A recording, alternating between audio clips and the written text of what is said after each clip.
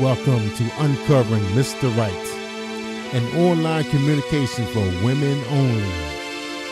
A Voice Enterprises production. Hear his confessions, his secrets. Why do men cheat? Does marriage mean anything to him? Does men really desire a wife? Everything you want to know, but were afraid to ask. Thank you for tuning in to Uncovering Mr. Right.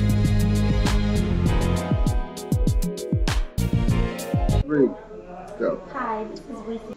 Hello, welcome to our third segment of Uncovering Mr. Right. I am Rici Courtland. I am here tonight talking to Aubrey, Chris, and Josh.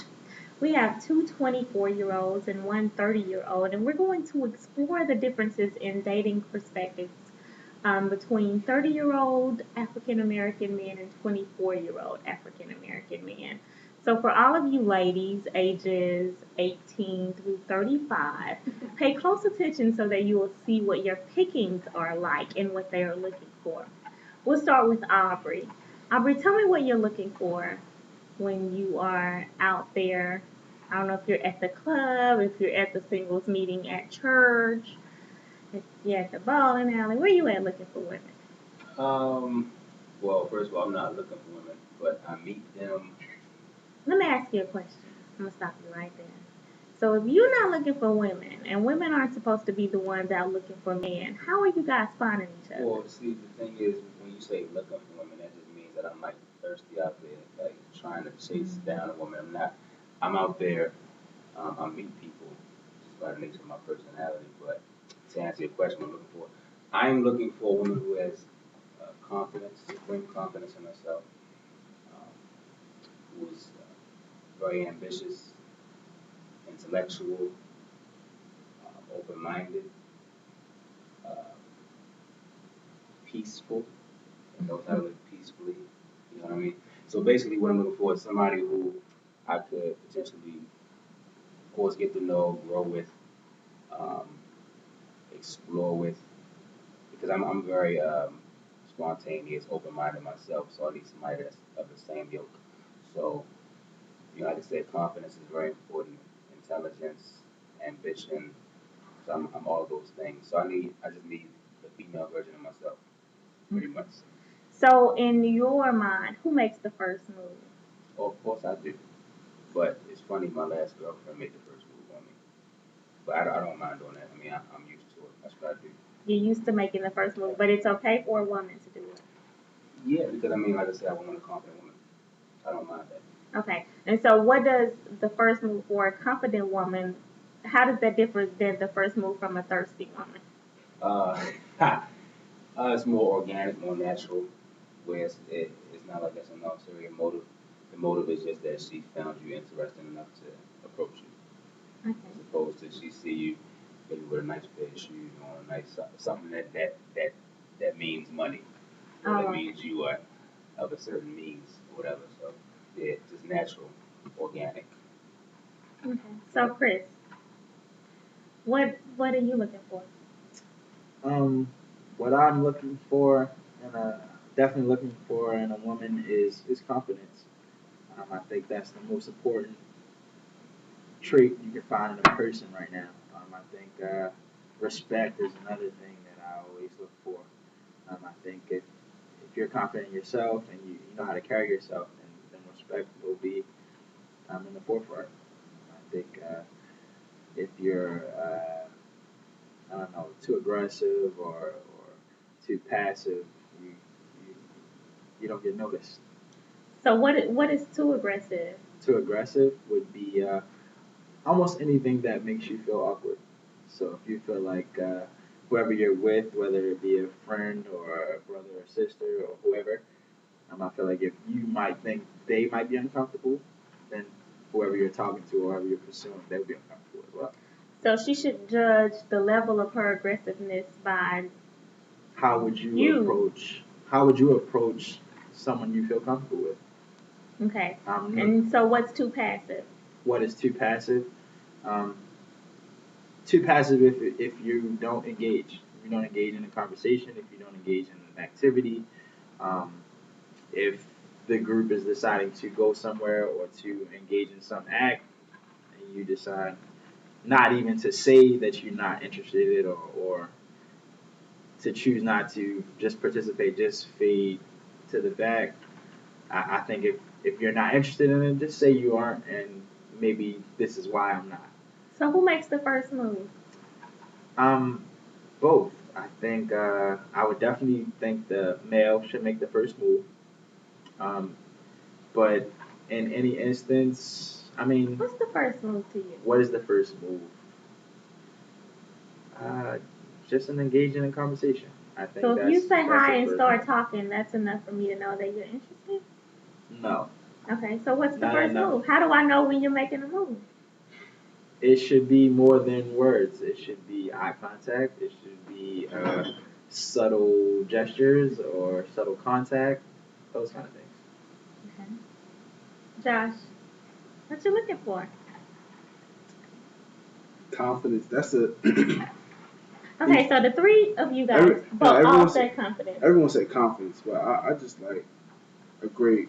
I like a woman that has character. Okay, let me ask you a question. I'm gonna stop you. We're gonna put a pin in that at the church. Stop right there.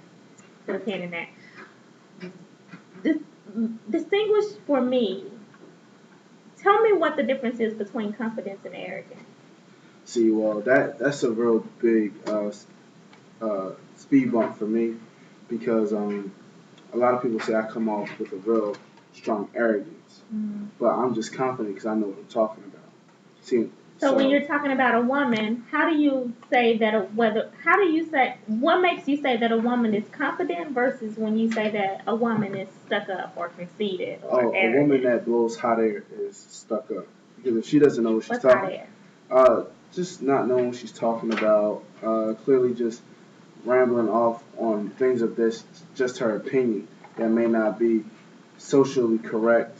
Okay. So, woman that watches whatever reality TV show. So what? I can't watch Real Housewives of Atlanta. No, you cannot, and think that's acceptable. The fact that we're out of here. No, what? No, I love Nene. That's my girl.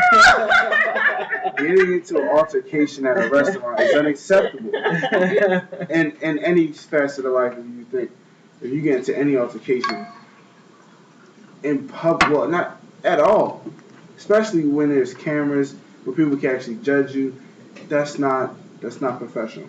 Okay, so then I'm gonna stop you right there. I'm gonna come back to you. We have Miss Anne-Marie Pickett from Mobile, Alabama. Anne-Marie, what do you think about the whole notion between a woman who is arrogant versus... Well, see, I have a different take on it. So you're saying confidence is attractive, but so many men say that success in a woman is intimidating. So how do you equate confidence and success? I mean, most successful women, really, really successful women, are single. That has nothing to do with the woman themselves. If a man doesn't know how to deal with a woman because she's successful, that's a lack on him. And he should talk to his father about how to deal with women. Because number one, I cannot knock you I can't take anything away from your character because you're successful. And once again, there's another problem between man and woman because a lot of women think their success is this on one level, but a guy may view success on a different plateau. So if I view success of a woman making $120,000 a year, doing what she wants to do, driving the car that she actually wants, that's the level of success in my eyes. The level of success in your eyes could be, oh, I'm making $75,000 a year. I don't like my job and what have you. Already, your level of success is not on the same page as mine. So that means we're not on the same page anyway. Let me ask you a question. At what point in the relationship or I don't know if you guys are still dating, when do you guys talk about this stuff? Like, when do you realize when your view of success is different than my view of success? Well, when does that become a deal breaker? Well, normally with me, I like to get to know a girl for a year. Before you have sex with her? What you mean? You want to get to know her for a year for what? I mean, just to get to... You want to play with her for a year before No, it's not playing. It's not playing. It's not playing at all. It's not playing at all. I just like to get to know What, as much what you gonna be doing information as while you possible. getting to know 'em? You know, seeing how she reacts to certain situations. That success conversation will definitely come up. Um, getting to see where she was raised, how she was raised, how she was brought up. To get to know if she's what religion is she, what creed is she. Just it takes a while for you to really take in all this information. What are you guys doing together during that year? Trips. I think intimacy is a different subject No, I as think far as success and as far as how you it's a perceive a different subject person. for you guys. I think that if I'm looking at whether or not this is a viable relationship, and this is a man that I might possibly be considering for a long-term relationship, I am going to be considering the level of intimacy as part of whether or not we're deciding whether we're going there. So those are things that the woman has to decide for herself. As far as a man is concerned, that might not be my priority as far as intimacy is concerned. As far as where we lead on, besides intimacy, that's going to vary for each man. So I mean, as far as success is concerned, I think normally I would discuss that in the beginning. If I meet you, well, go ahead. Well, I made the jump from confidence to success. You're saying Okay. confidence is attractive, success is intimidating. Success shouldn't be intimidating. It's actually how you portray it. So if you are portraying it as I'm successful because of these things, and how do you measure up to it, then Yeah. that's gonna be intimidating to a man. But if you're saying I'm successful, but also I can do these things, also I can meet you on this level, then that's where you make So that's where you then, make a how common do ground. you get past the intimidations? Whose job is it to get past the intimidation? It's- Is it my First of all, job? I don't Oh, like that absolutely word, not. But It's I, the I man. think it But I'm a Okay, we're grown gonna ass okay, man. wait. We're gonna stop. We're gonna talk one at a time, just so that we can make sure we can pick everybody You up. up. We're gonna start with Aubrey, and then we're gonna jump to Latrina, then to Chris, and then we'll get to you back to you, Josh. Okay, so I'm not really a fan of that word intimidated, but that's just personally speaking. I guess it does apply in some cases. To me, it's more so if we're talking about somebody who's arrogant or snobbish or whatever, so diddy. The problem comes when they throw things in your face. Like I'm not gonna feel any less of a man for you making more than me or whatever. But if you continue to throw it back in my face as if what I'm doing doesn't stack up or add up, that's where the problem comes in. Because I wouldn't do that to you, Okay. being the breadwinner or being the higher earner or whatever. So it's all about how you treat. So it's a matter of respect. If it's a measurement. Right, because and it If shouldn't it's a even be that. measurement, then that's when it becomes a problem. Right. If it's an add-on, Because it's an annoyance at that point. I appreciate I'm it. annoyed by you if you do that to me. I'm annoyed by that. Okay, Latrina. We have Latrina here from Chicago, Illinois. Latrina, give us your Shot time. pause. I don't know where the hell you from. I can't keep up. She said that fierce. Where you from, Latrina? You're from Detroit? Is that not? Oh, okay. So then, Latrina. Okay, now we can. We're rolling again. You didn't take one. Okay, I didn't see anybody take them. I'm late. Alright. let's take it. Oh, we didn't I'm take gonna one. take That's your half of shot? it. I'm gonna take half of it. It'll be my shot. Alright. Okay, we're being joined by Latrina from the Motor City. Latrina, right now we're talking about whether or not we are going to make success a measurement and the importance or the distinction between success as a positive versus when it becomes intimidating for a man. What are your thoughts on the subject? Well, on that subject, I don't really have any thoughts on that. However, my comment comes on the fact of what is the significance of giving the measurement of a year to get to know someone? Bloop. The reason I say that is yes, you can have a year, that's 12 months, usually 29, 30, 31 days in a month. But who's to say that that year is going to give you the opportunity to really get to know someone? I know there's people who are married and maybe they've been married for 15, 20 years, and there still might be some deep down secret things that you might not really know about that person. So to say I'm going to give a person a year to get to know them, you might actually only really need 30, 60, 90 days to really truly know that this is the person that I kind of want to continue my life with. And you're always learning a person. My question is, why is it a year? What makes for you, why is it a year? Well, I'm originally from New York, and when I moved to Atlanta, I realized the dating realm was a real stringent, meaning women have a lot of barriers from being hurt from previous relationships. So for me to be somebody not from the area, someone you do not know, women tend to move gradually. So I don't rush anything. So it may take me 7 months, it may take me 6 days, it may take me a year to actually get through the levels to get to her heart. So I just say a year because I give her 4 seasons. Okay, I be trying not to be good in my interviews. But look, really, my question is, does that determination depend on whether or not you got somebody who looks better or you can get somebody who looks better? If this is the prettiest girl that you date or that you can date, does that have an impact on your decision about how long it's going to take for you to make a determination about whether or not you want to be in a relationship? Absolutely not, because what she brings to the table is also part of the fabric of her life. So she may be a 7 amongst my friends, but the things she brings to the table as a woman. What's she bringing to the table? I mean, every woman is different. Every woman is different. I know, but what you looking for somebody to bring to the table? You ain't got to tell me all of us different. I know.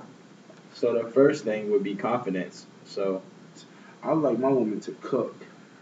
So Latrina, every man is different. Latrina I can cook. Mm-hmm. Latrina is now speaking in third person.